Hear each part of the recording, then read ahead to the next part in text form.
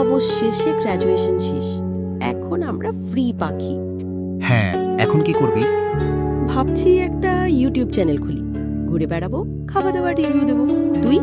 আমি বিসিএস এর জন্য কোচিংয়ে ভর্তি হচ্ছি।